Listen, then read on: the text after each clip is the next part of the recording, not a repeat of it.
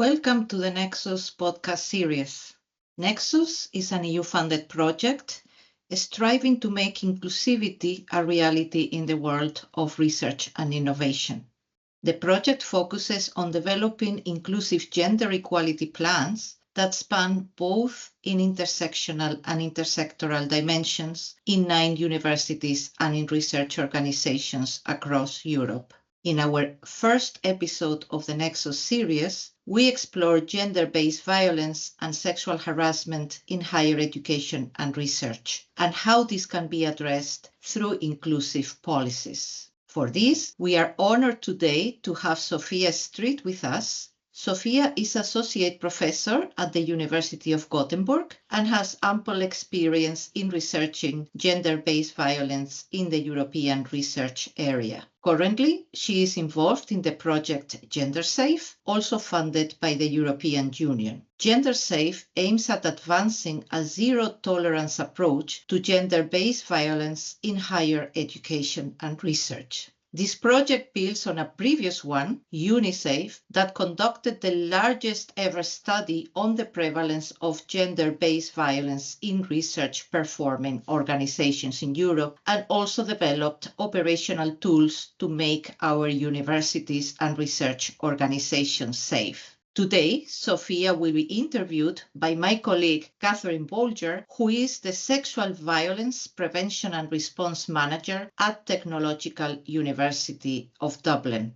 Thank you very much, Sofia and Catherine, for joining us today, and over to you. Thank you, Sarah, and welcome once again, Sofia, and thank you so much for agreeing to share all of your knowledge on the podcast. Maybe if we could just start, if you could give us an overview, if that would be okay, of the UNISAFE project.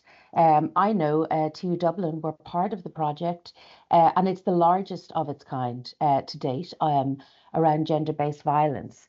But could we start maybe with you just giving us an overview of that UNISAFE project? First, thank you very much for welcoming me and inviting me to this podcast.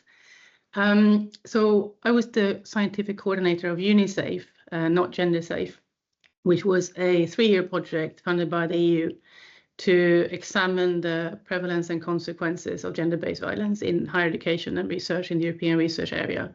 And we were also tasked with designing and developing tools in order to address the problem of gender-based violence. So we explored this through a prevalence survey, which was led by Anke Lipinski at GESIS in Cologne. We did policy analysis of institutional policy and national policy, which was led by Marcela Linkova at ISIS in the Czech Republic. And we did case studies in the European Union countries, in-depth case studies led by Maria Bustelo at the UCM in Madrid. And finally, we developed the tools and recommendations for how higher educations and national authorities should address gender-based violence in higher education and research. And this work was led by Lut Mergert at Yellow Window in Belgium. Great, thank you. So maybe we can go to some of the findings from the UNISAFE project. I mean, I know UNISAFE found that gender-based violence in research institutions and universities was quite widespread across Europe, which I know to those of us working in this area is not a surprise by any means. But it was wonderful to finally have a prevalence survey that crossed over so many participants and so many countries. I know there was 15 countries involved in the research and over 42,000 respondents. So it's quite a robust prevalence survey. So maybe if we could look at some of the findings, Sofia, in terms of what did UNISAFE confirm to us about gender-based violence in research organizations and universities? Well, I think one of the, like you said, this has been known for 50 years, at least in the European research area. We've known the prevalence is high. We've known about the devastating consequences of gender-based violence.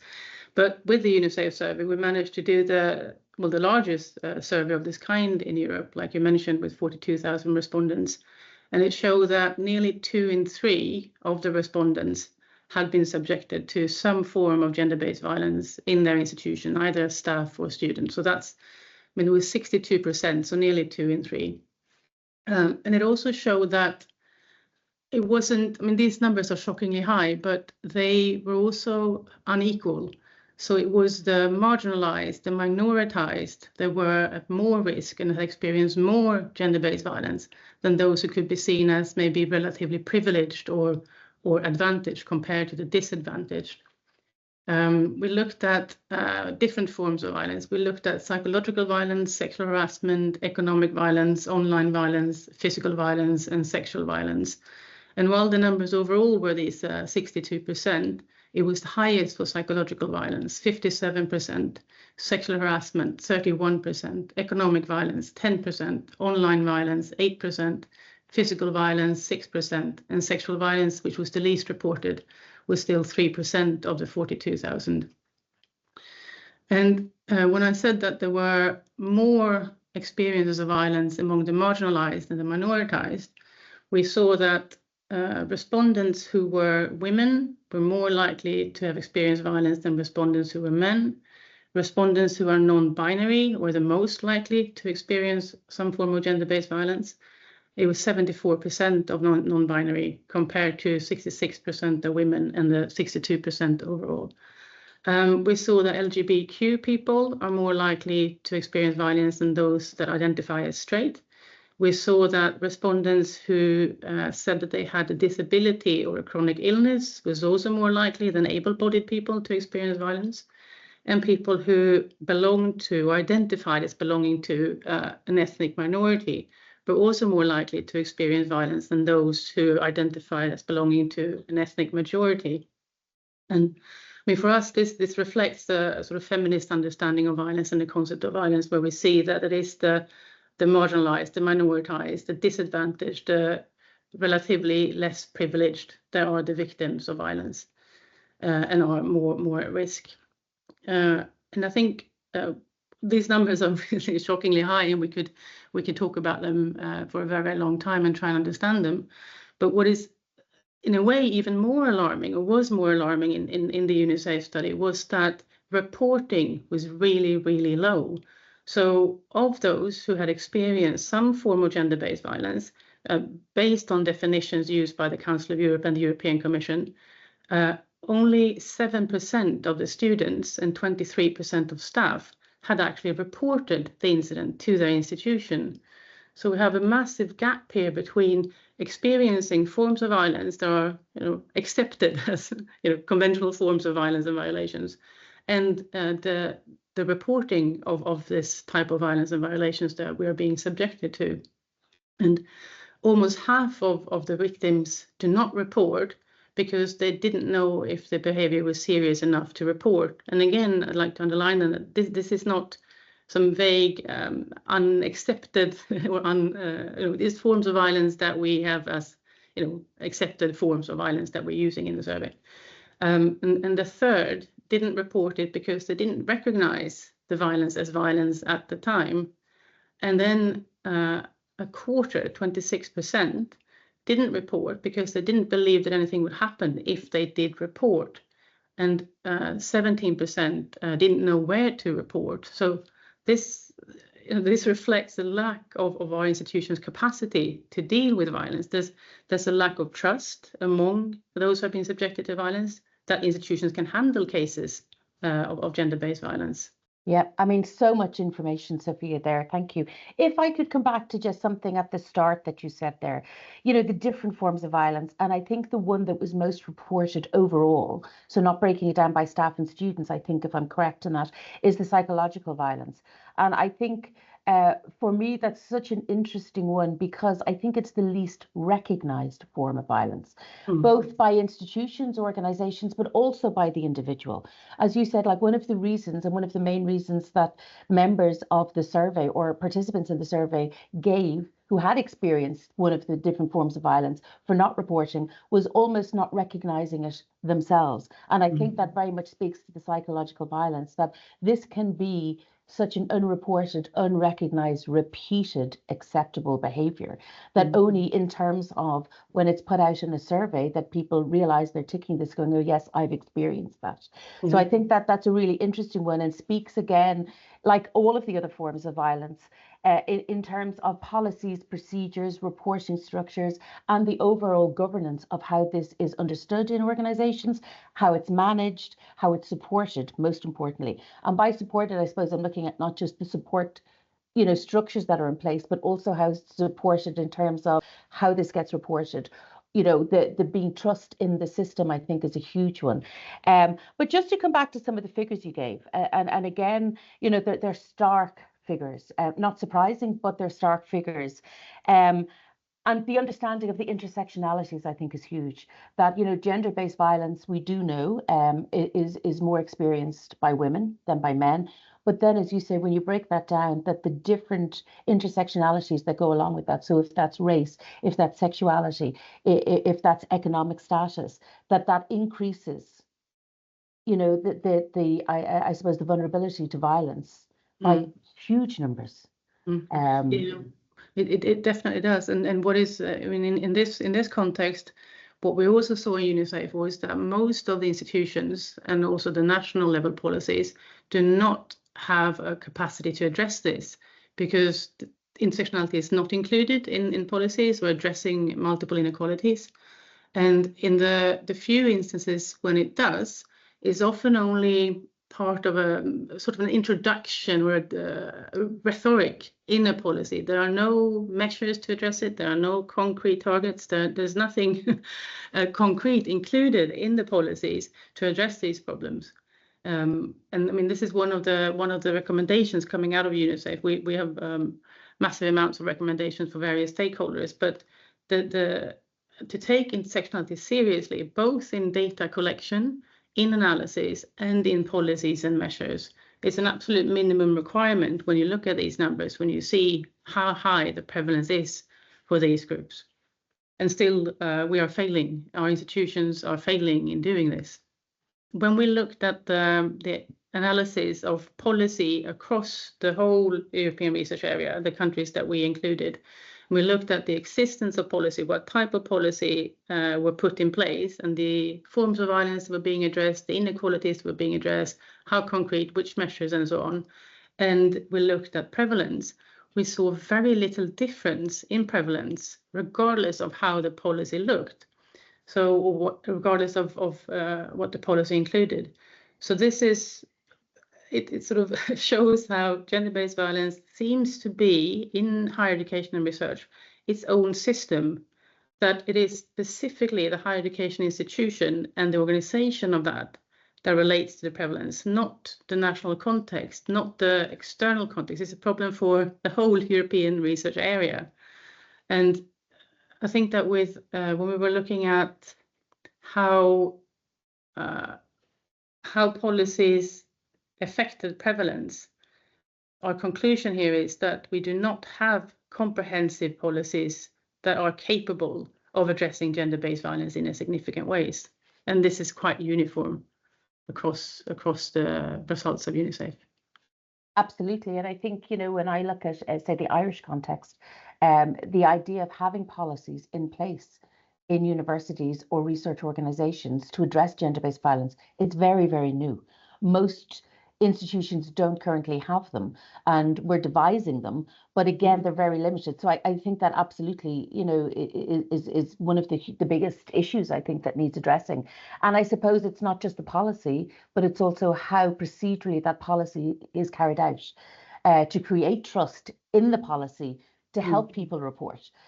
Because I think that's one of the things that really comes forward from the UNICEF project is not just the prevalence, but the cost to universities of not reporting. I think that's one of the really interesting ones to look at, that there is an economic cost, there is a resource cost to universities of not addressing this issue. But again, if I can just go back, because like that, we could keep talking about all of this for so long. In terms of sexual harassment, say as the second largest, I think you mentioned after the psychological violence. What kind of forms did that take? Because I know when we were feeding back, say here, some of the results of the UNICEF project, it was really interesting to learn that staff weren't very knowledgeable of different forms of any of the violence, including the psychological, the economic, and the sexual harassment. There was a lack of understanding of what encompass sexual harassment. Mm-hmm. So in terms of when we look at one of the reasons why people didn't report it is that they didn't recognize it themselves, that potentially would also speak to those potentially carrying out the behavior, not recognizing it as sexual harassment. So can you give us more, I suppose, of a breakdown of the types of sexual harassment that people spoke about? Mm-hmm. So overall, we included under the umbrella of sexual harassment unwanted verbal, non-verbal, or physical conduct of a sexual nature, such as comments about your body, or sending you emails or images with sexual content, making sexist jokes, or touching you in a repeated and unwanted way. We broke this down to, I think it was 8 items. The first one was, has somebody asked intrusive questions about your private life, stared or leered inappropriately at you, made sexually suggestive comments or jokes, made intrusive comments about your physical appearance, made inappropriate invitations to you on dates or relationships, if they've indecently exposed themselves to you, or if they've made you watch or look at pornographic material against your will, touched, hugged, or kissed you in an unwelcome manner. So it's quite a broad range of activities that we asked about. And I think it's really important to, and this is more general sort of survey knowledge, is that when we ask questions directly, have you been subjected to sexual harassment? Have you been subjected to any form of physical violence? People say no, they have not. So the numbers are really low in those type of surveys. But when you break this down to specific activities or events that you describe something that happened, people tend to say yes in a much bigger degree. So it's really important that you have these concrete, specific examples of conduct or activities that are regarded as sexual harassment in order to get people to respond to it. So that obviously also relates to what you were saying, that, you know, a lot of people do not report because they don't think that it's serious enough, or they don't think that what they were subjected to constitute violence. But we're building this on extensive research on other surveys and other validated items. So these are forms that again are, or activities that again are, you know, seen as the definitions of sexual harassment, and that's what we're using in the survey.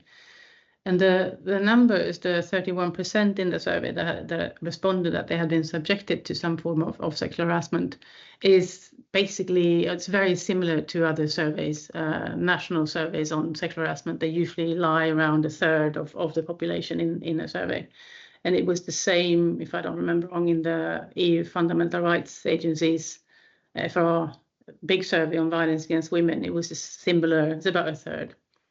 In Sweden, we did a survey of all higher education institutions. It's 38 of them, and we got about the same level. I think it was slightly higher, 33 or 35%.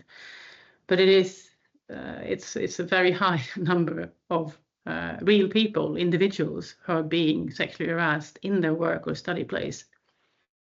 Yeah, and I think we found the same in national surveys that have been carried out, prevalent surveys in Ireland, you know, recently, that it's the same. It's around a third. And again, the important bit is the education bit of breaking it down, because when we put up, you know, just categories such as, you know, financial violence or psychological violence or sexual violence and sexual harassment, people don't necessarily associate behaviors that they've been experiencing with that. But when you break it down, it's extraordinary to see suddenly the rise in response levels to it. So would that speak to us about education? Does that speak to us about a rise in prevalence?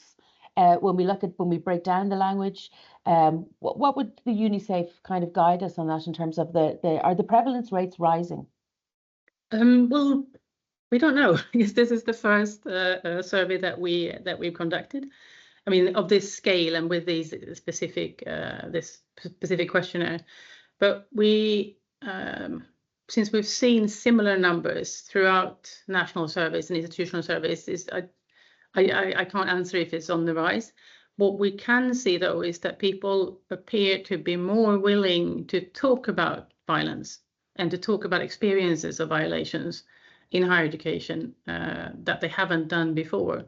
So it's not necessarily that people report in surveys, but we've seen an increasing amount of publications, discussions, debates, opinion pieces, not least after Me Too, but also from before Me Too, and then it's been so I think that there's finally more awareness of the problem of gender-based violence in higher education, and it's been acceptable to talk about. So that I think is changing, even if we can't say anything about the numbers just yet.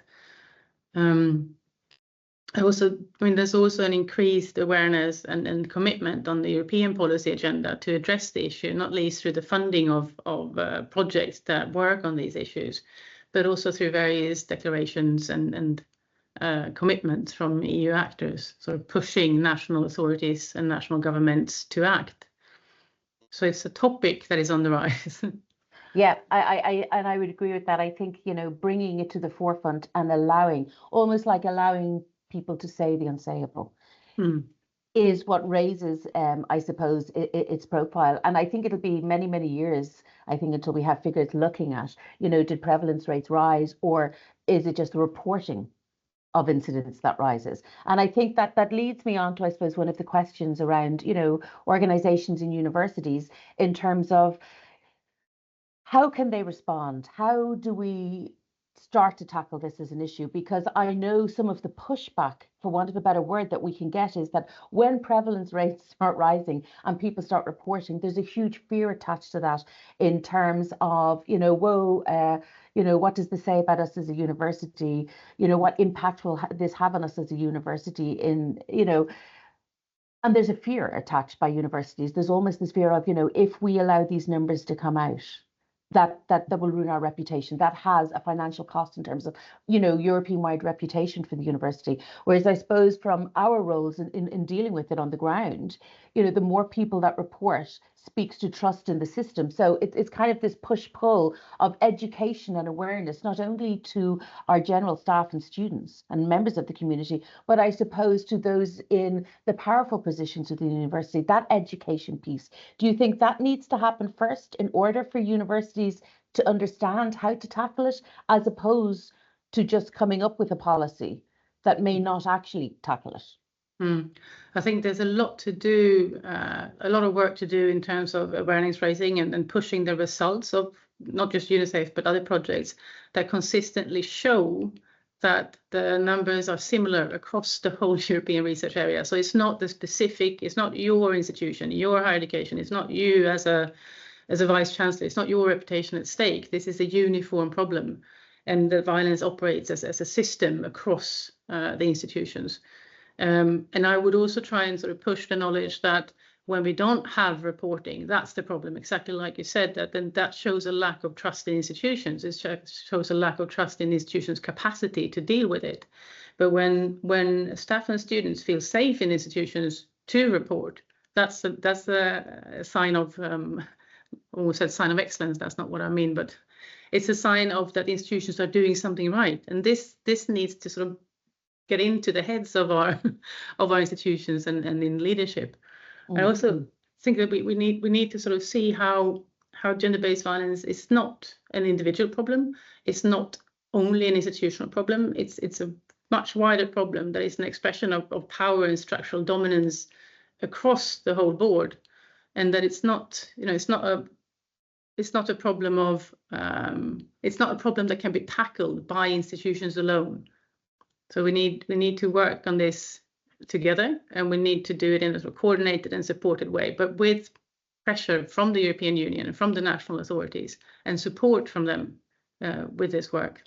Yeah, I think it's vital to keep it out there.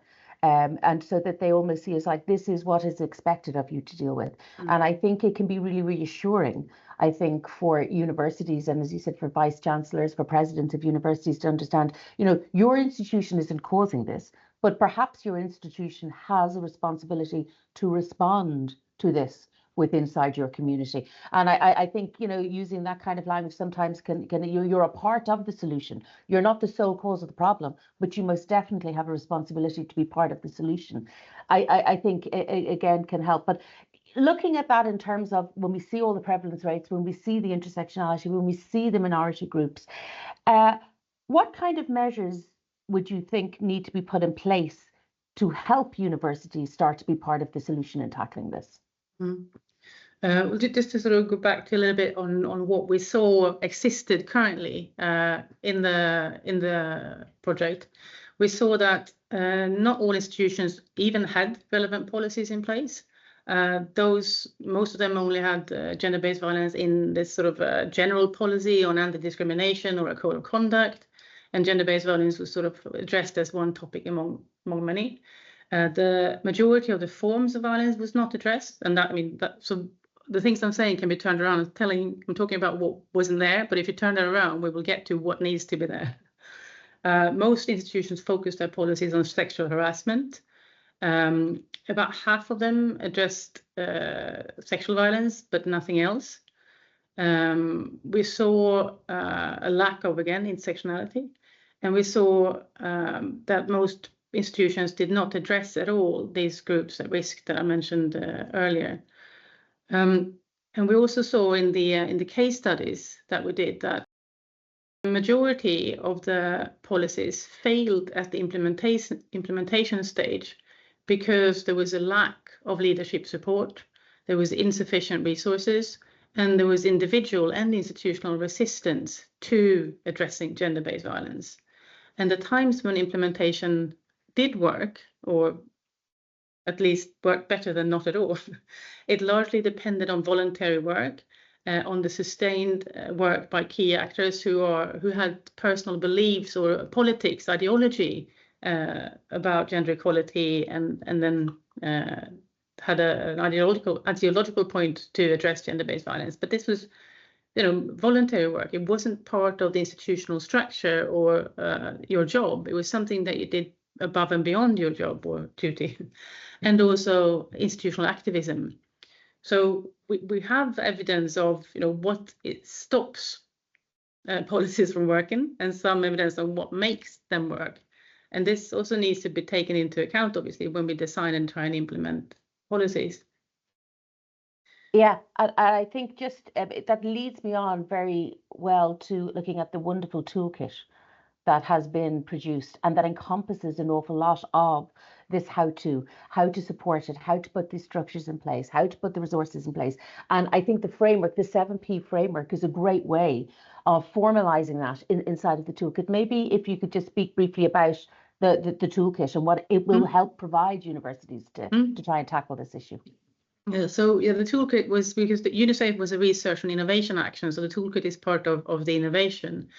And then led by Yellow Window in Belgium, the project provided the material to write, design recommendations for research performing organizations, research funding organizations, policymakers, higher education and research institution associations, umbrella organizations, staff associations, and student associations and student unions on how to tackle and address gender-based violence in higher education institutions.